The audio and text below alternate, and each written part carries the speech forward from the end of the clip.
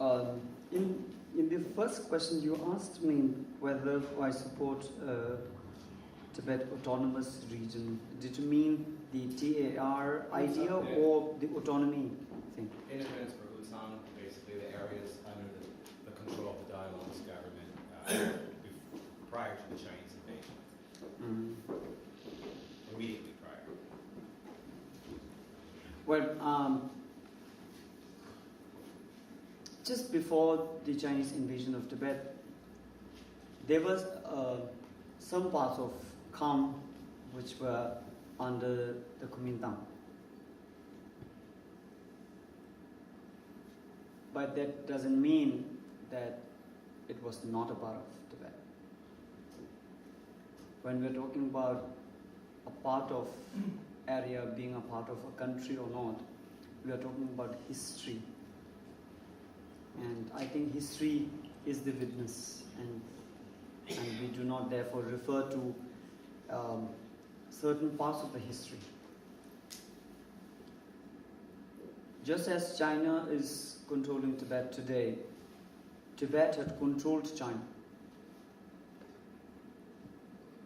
And both of us were partly, wholly, and were also protectorates under the Mongolian power. So in the history, we have occupied and got annexed by different powers. But in the history, what was a territorial unity? I think that should remain. So if you're talking about Tibet, we are talking about the three provinces of Tibet: Kham, Uchang, and Amdo. And this is one position that I'm not at all willing to compromise upon. Never. So for you, Tibet is the Tibetan plateau? Yes.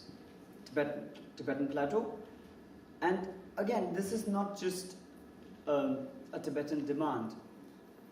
In the history, we have treaties signed, we have pillars erected, and we have all these in the history marked, and we have marked our borders in the history. And this is the territory, this is our territory, we are asking for that. We are not just asking, we will somehow get it.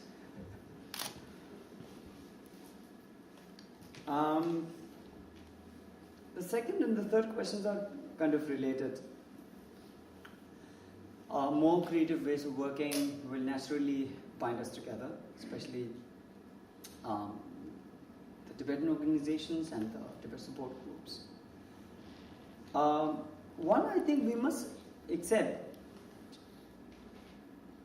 that when we talk about unity of Tibet support groups, it doesn't necessarily mean that all of us coming together, having a big TSG international meet. I don't really think that, and over that the definition of unity, as I was saying here earlier, the definition, when we talk about unity, it doesn't mean physically coming together. The unity is how we are united by our motivation to work for Tibet. And poetically, if we are all moving towards the same goal of working for Tibet with that pure motivation, we are united. Whether we are in Tibet, whether we are in India or Canada or Europe, America, Europe, Africa, wherever we are, I think we would be united. So we are united by our motivation. And then again, being human beings, we also have limitations. So therefore, we always find excuses to find ourselves in conflict with different TSGs, different political stands. And political stand, I think this is one thing where I see a lot of differences. And some of the differences later became kind of divisive, which I think is a shame. Tibet support groups, whether they are in Europe or America or even in India, Tibet support groups are the organizations created by individuals who came in support of Tibet. And their motivation, I think, is first priority. If their motivation is pure, then they can continue to support Tibet. And in their political understanding, through whatever studies, whatever experiences, some people find reason to support for an independent Tibet. While some would say, well, when His Holiness is the leader of the Tibetan people, and therefore what he stands naturally becomes the policy. So therefore, by logic, whatever His Holiness demands is the demand of the Tibetan people. So some TSGs actually say this.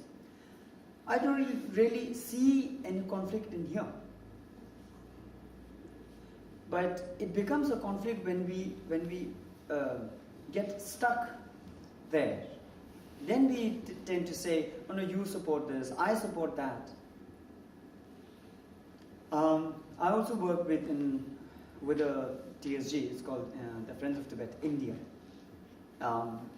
Newly formed in 1999, basically Indian support group in support of Tibet.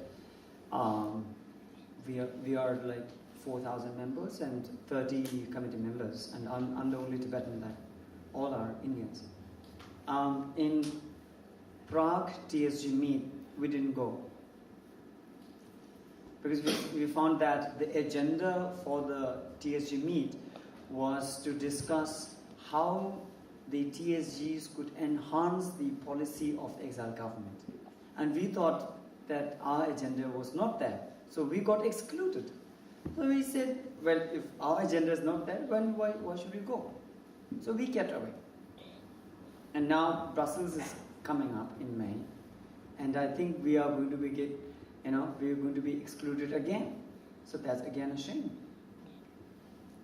If we truly want a TSG meet, then I think TSG meet should, the agendas for the TSG meet should be just an open platform for all the TSGs to come together and think and plan and work and network, not to bring up an agenda of a particular political policy. Then it becomes exclusivist policy. So some people get left out, and I think we may not be able to go this time. And therefore again, so there is no unity there. Then we at the same during the TSG Brussels, we might actually start some other meeting, some Tibet support group supporting independence of Tibet. We might have another parallel meeting. So that'll be divisible. So I don't know. There are these problems, and I think if our pure motivation to support Tibet, if that becomes the main basis, then we will not see reasons to be different or get separated. And if our motivations are correct, then we don't need all these subscribers email lists that in which we discuss all those issues. Now for the Olympics, TSG, we have this ITSN, and ITSN is designed